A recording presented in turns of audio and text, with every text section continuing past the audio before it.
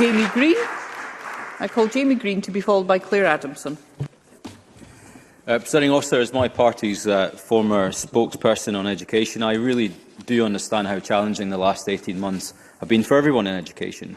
But I also know that today I can hear history repeating itself, because our education sector met endless U-turns, endless lack of advice, lack of support, lack of clarity, time after time, with such resilience and patience. We should be thankful.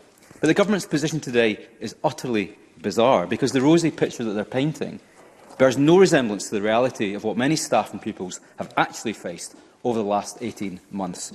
Their amendment makes some bizarre and bold claims. For example, it's rehashing of the Scottish Attainment Challenge funding. Now, that's a policy that was launched back in 2015. It's not news to us today. What about their self-congratulatory back-patting over closing the attainment gap that they refer to?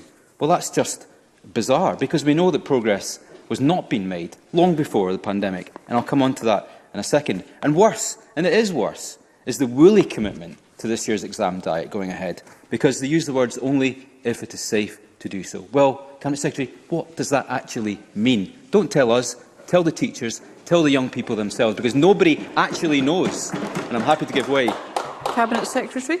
When it is safe to do so means that public health guidance has not given us advice that gatherings shouldn't go ahead. So when it is safe to do so is when public health guidance says it is. I'm not sure how much clearer we can be around when it is safe to do so is. It's about public health guidance.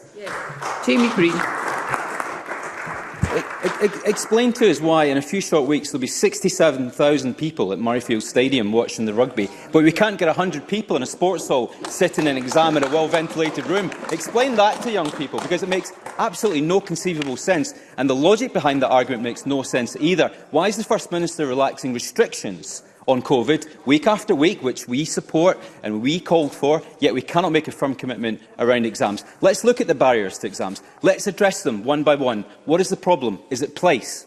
Right? Is the school estate ventilated enough? If not, it should have been more than a year ago. That's what the EIS demanded, it's what teachers asked for, and it's what opposition members asked for. Is it people? Is there a worry there are not enough invigilators? Well, what have you done? Where was this mass recruitment exercise? Where are the hundreds of retired teachers or newly qualified teachers that we called for and we asked for? Where was the effort for the Plan A, the Plan B, and, God forbid, the Plan C as well? None of that preparation was put into place, and there's been 18 months of warning that this could have happened again this year. No preparation, no plan, and I'm afraid the outcome may be dire again for young people.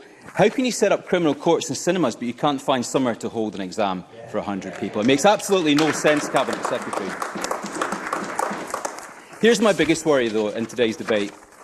Is it preparation, not place or people, which is the government's true concern? Is there a genuine worry that these young people simply are not ready to sit exams? Because I have a genuine concern that there's a whole cohort of young people in Scotland that will be going on to further and higher education who have never sat an exam in exam-like conditions. And that should worry each and every one of us who have an interest in education, just as it used to worry the Green Party, who now sit here bereft of criticism of their front bench now that they're in government with it, but used to cross the benches and work with us on defeating and pressurising the government. When Johnny Swinney was dragged to this chamber to apologise and make amends for the utter shambles that was the 2020 SQA exam diet, you've had your say, Mr Greer, and I'm afraid, and I say it with no pleasure, that you will not stand up to the front bench on this issue, because it's about time that somebody did.